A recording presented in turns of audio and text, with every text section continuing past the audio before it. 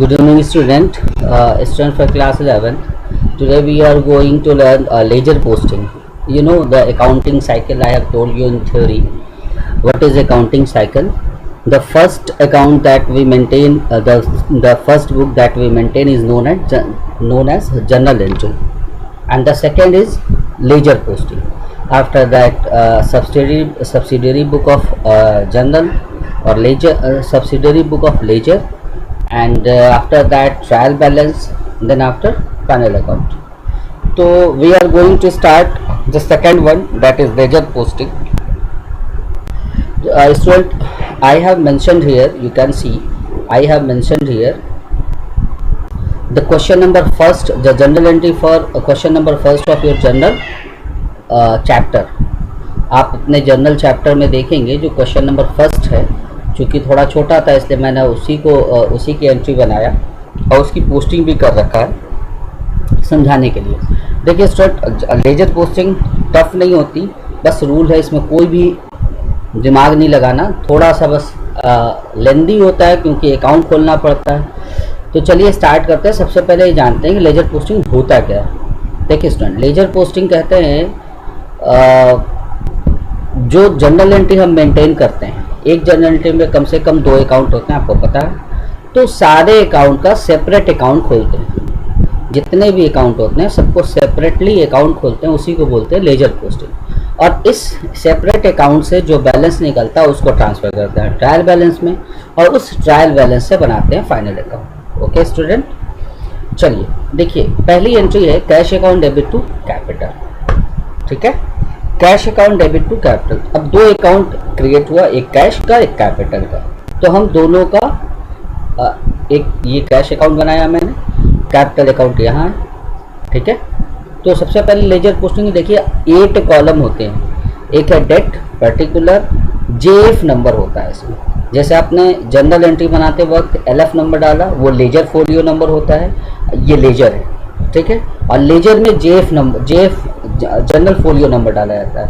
ये दोनों इसलिए होता है कि प्रैक्टिकली जब कभी आप अकाउंट मेंटेन करते हैं तो लेजर बनाते समय जनरल का फोलियो नंबर डाल देते हैं और जनरल बनाते समय लेजर का फोलियो नंबर. ठीक है, मिलान करने के लिए कभी भविष्य.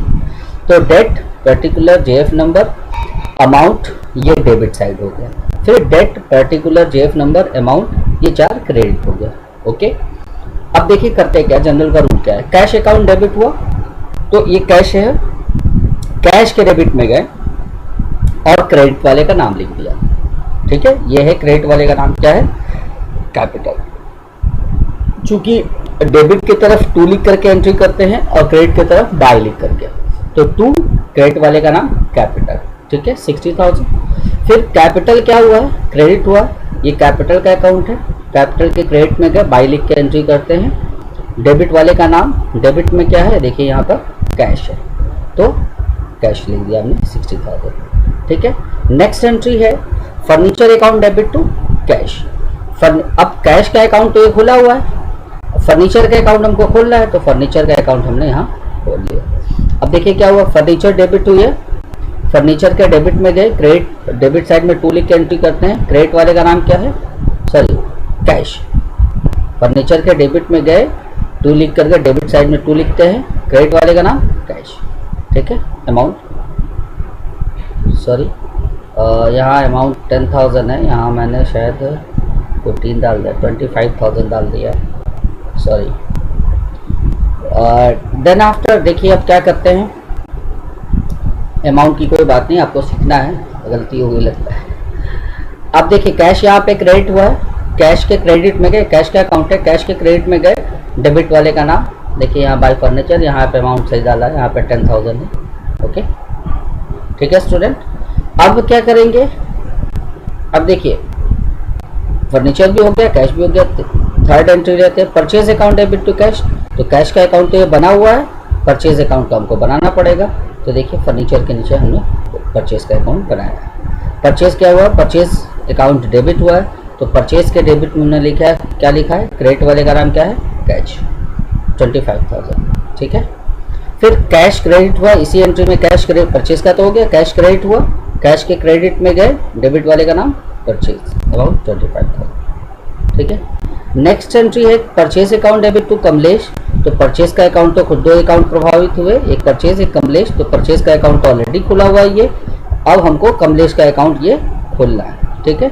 यहाँ पर हमने कमलेश का अकाउंट खोला, तो क्या करेंगे, purchase account debit to Kamlesh है तो परचेज के डेबिट में जाएंगे, परचेज के डेबिट में लिखेंगे क्रेडिट वाले का नाम क्या है, कमलेश, ठीक है, अमाउंट 15,000। फिर क्या करेंगे, कमलेश के अकाउंट में जाएंगे, ये कमलेश का अकाउंट है, कमलेश के अकाउंट बनाया, कमलेश के अकाउंट में गए, कमलेश देखिए क्रेडिट हुए हैं 5 तारीख वाली एंट्री में, ये 5 तारीख वाली एंट्री है पहले, तो 5 तारीख वाली एंट्री में कमलेश क्रेडिट हुए, कमलेश के अकाउंट के क्रेडिट साइड में जाएंगे, डेबिट वाले का नाम क्या है, परचेज 15,000, ठीक है स्टूडेंट। और देखिए फिर मार्च 10 को एंट्री है Kamlesh account debit to cash. तो ये कमलेश का भी अकाउंट खुला हुआ है, ये कैश का भी अकाउंट खुला हुआ है। कमलेश क्या हुए हैं, डेबिट हुए हैं, कमलेश के डेबिट में गए, क्रेडिट वाले का नाम क्या है, कैश, ठीक है। और कैश क्या हुआ है, क्रेडिट हुआ है, कैश के क्रेडिट में गए 10 तारीख को, और डेबिट वाले का नाम क्या है, कमलेश, ठीक है स्टूडेंट। अमाउंट 15,000 यहाँ दे दिया मैंने, ओके। अब देखिए क्या करते हैं, नेक्स्ट एंट्री क्या है, purchase account debit to Sohan. तो परचेज का अकाउंट यहाँ पे खुला हुआ है, सोहन का खोलना है, नेक्स्ट पेज पे मैंने खोला है, पहले परचेज समझ लेते हैं फिर नेक्स्ट पेज पे चलते हैं। परचेज डेबिट हुआ, परचेज के डेबिट में गए, क्रेडिट वाले का नाम सोहन, ठीक है स्टूडेंट। अब सोहन का अकाउंट हमको खोलना है, ये सोहन का अकाउंट मैंने खोल रखा है, देखिए सोहन क्रेडिट हुआ था, purchase account debit to Sohan entry थी, तो सोहन के क्रेडिट में गए, ये सोहन का अकाउंट है ना, सोहन के क्रेडिट में गए, डेबिट वाले का नाम परचेज, अमाउंट 6,000, ठीक है स्टूडेंट। अब देखिए नेक्स्ट एंट्री देखते हैं, नेक्स्ट एंट्री क्या है, purchase account debit to Sohan के बाद purchase account debit to cash है। तो परचेज डेबिट हुआ, परचेज के डेबिट में गए, और क्रेडिट वाले का नाम क्या है, सोहन, तो लिख दिया अमाउंट 8,000, ओके। अब कैश क्रेडिट हुआ, अब इसी एंट्री में क्या हुआ, कैश क्रेडिट हुआ, तो कैश के क्रेडिट में जाएंगे, और क्या डेबिट था, परचेज अमाउंट, तो कैश के क्रेडिट में डेबिट वाला नाम अमाउंट 8,000, ठीक है। नेक्स्ट एंट्री है rent account debit to cash. तो कैश का अकाउंट तो खुला हुआ है, इस पेज पे कर लेते हैं, रेंट अकाउंट नेक्स्ट पेज पर है। कैश क्रेडिट हो रहा है, देखिए यहाँ पर कैश क्रेडिट हो रहा है, कैश के क्रेडिट में गए और डेबिट वाले का नाम लिख दिया मैंने, ये रेंट अमाउंट 1,000। अब रेंट क्या हुआ, रेंट एंट्री क्या है, rent account debit to cash. तो देखिए ये रेंट का अकाउंट बना हुआ है, रेंट के डेबिट में गए, ठीक है, रेंट के डेबिट में जाके क्रेडिट वाले का नाम लिख दिया टू कैश, ठीक है स्टूडेंट। अब हमको क्या करना है, अब इसकी क्लोजिंग करते हैं, ठीक है स्टूडेंट। इसकी क्लोजिंग कैसे किया जाता है ये सीखना हमको।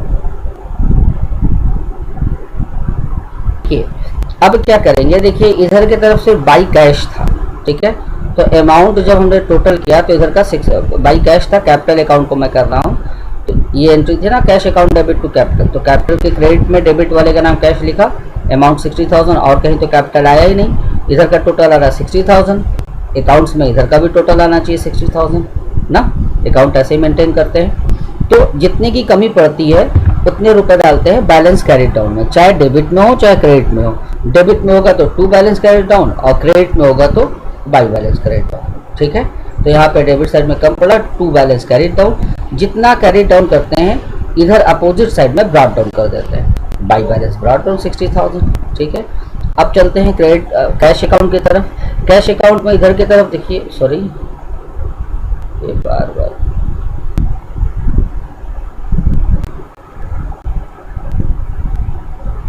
कैश अकाउंट में डेबिट की तरफ है 60,000, ठीक है। अब इस 60,000, अब इधर का 60,000 है डेबिट साइड का, इधर का करते हैं तो टोटल आ रहा है 59,000, ये 1,000 रुपीज़ इधर कम है, तो देखिए बैलेंस कैरिड डाउन 1,000 डाला, और यही बैलेंस इधर की तरफ ब्रॉट डाउन कर दिया, इधर कम पड़ा तो इधर ब्रॉट डाउन किया, और इधर CD हुआ था तो इधर BD हुआ, BD मतलब ब्रॉट डाउन। फर्नीचर क्या है, फर्नीचर का अमाउंट देखिए यहाँ पे मैंने सही लिखा है 10,000, यहाँ पे थोड़ा गलत कर दिया, गलती से हो गया, वो 25,000 आप समझ लीजिएगा, 10,000 है ये, ठीक है। अब क्या करते हैं, यहाँ पे क्या है, फर्नीचर में देखिए सिर्फ एक बार फर्नीचर लिया है, ये है 10,000 लेकिन लिख दिया 25,000। चलिए इसी पे समझ लीजिए, इधर 25,000 है, इधर एकदम नहीं है ना, तो इधर कम पड़ा। टोटल बराबर करने के लिए देखिए ये टोटल है, ये भी टोटल है, टोटल बराबर करने के लिए इधर भी 25,000 होना चाहिए। तो वो कमी को बैलेंस कैरिड डाउन के नाम से डालेंगे, क्योंकि क्रेडिट साइड में है तो बाई लिख के एंट्री करेंगे, बाई बैलेंस कैरिड डाउन, और वही ब्रॉट डाउन हो गया, by balance to balance brought down. Okay, purchase account में क्या है, परचेज अकाउंट में 25,000 और 15,000, 40,000 और 6,000, 46,000 और 8,000, 54,000। इधर की तरफ कुछ है ही नहीं, जितनी की 54,000 इधर का टोटल आ रहा है और इधर का टोटल कितना आना चाहिए, तो 54,000। तो जितने की कमी पड़ेगी, अगर मान लीजिए इधर कोई एक पोस्टिंग होती 4,000 की, तो कमी पड़ती 50,000 की, तो हम यहाँ पे कैरी डाउन करते हैं 50,000, लेकिन अभी 54,000 की कमी पड़ रही है इसलिए 54,000 लिखा। और जितना रुपया हमने इधर कैरी डाउन किया है उतना ही इधर ब्रॉट डाउन करेंगे। ठीक है, अब देखिए कमलेश का अकाउंट थोड़ा इंटरेस्टिंग है। कमलेश का क्या है कि कोई भी बैलेंस इनका बचेगा नहीं। वजह देखिए, कमलेश यहाँ पे क्रेडिट टू कैश से कमलेश के अकाउंट में डेबिट में हुआ टू कैश 15,000 और क्रेडिट में हुआ बाय परचेज 15,000, इधर भी 15,000 इधर भी, मतलब कोई कैरी डाउन ब्रॉट डाउन नहीं होगा।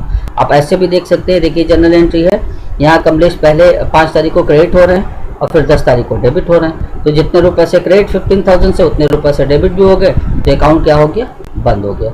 चलते हैं अगले उसके तरफ।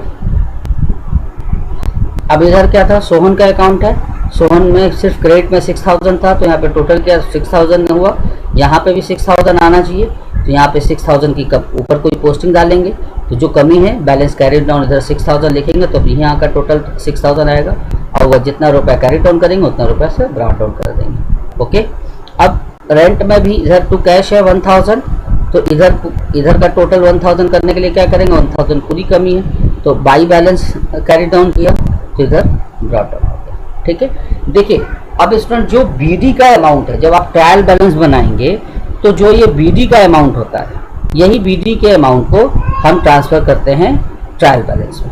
ओके, आशा करते हैं आपको समझ में आया होगा। Thank you.